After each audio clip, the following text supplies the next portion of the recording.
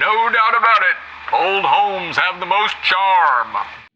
Everywhere you turn, you can notice little details in the doorknobs, the light switches, the AC vents, the large baseboards and ornate window molding, and even the wavy glass that adds character to each room, making us all love these older homes. But the one thing we don't love is the price tag that goes with them if we don't know what we're doing.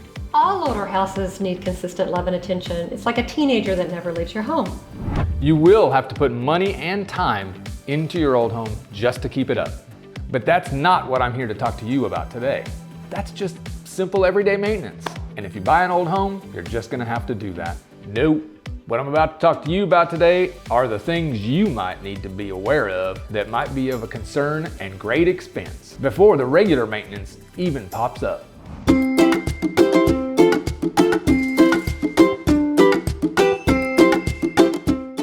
So let's get started.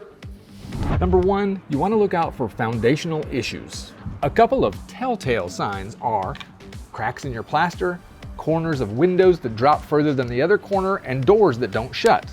Number two, knob and tube electrical. You might want to ask the homeowner if this has been taken care of, remediated, or is still in the house.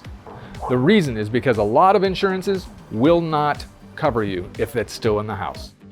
Number three, termite damage and existing termite damage. This wood is hard and old, and termites usually don't like to eat it. They like soft, new wood. However, they will try to eat it if they can. With that being said, there's some telltale signs that you can look out for. You won't find it here, but if you walk around an old house and you see what looks like brown sand on some of the windows or door edges, that is the waste from the termites. That's what their waste product is when they're chewing up all that wood. I'm gonna put a picture right up here so you can see what I'm talking about. Another item to look for, soft floorboards. It's gonna look like this. It very well could have termite damage behind it. Another item to look for is glaze, window glazing. That's this that's on the side of the glass. Here you can see there is no glaze, needs to be reglazed. This is old glaze that is holding up very well for the age of the house. You'll want to walk the house, and it's something you can look for when you're walking the house. That'll be obvious. It shouldn't stop the sale, but just know in the back of your mind, it's expensive to do and time consuming. So either you learn how to do it or learn how to write a check for someone else to do it. Next up, siding repair. On something like this, looks like a small repair.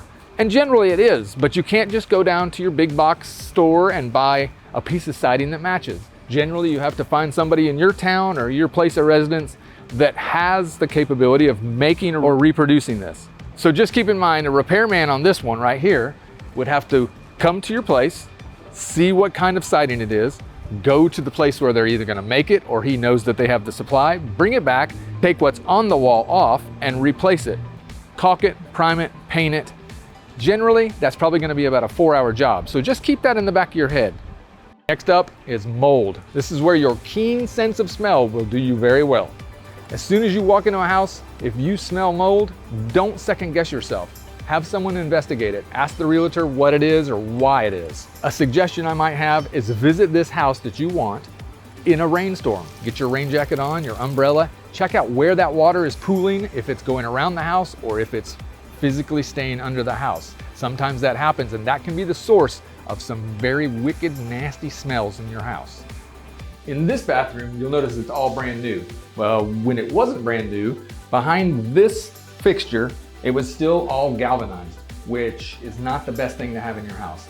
Switching out more to PVC is the way to go.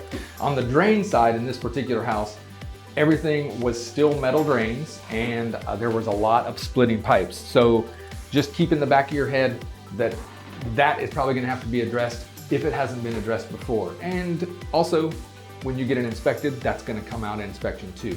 So there you have it, I'm finished. I've armed you with the knowledge that your ancestors have had for years. Hope this helps, and remember, always love where you live and love how you live. So long for now, have a great one.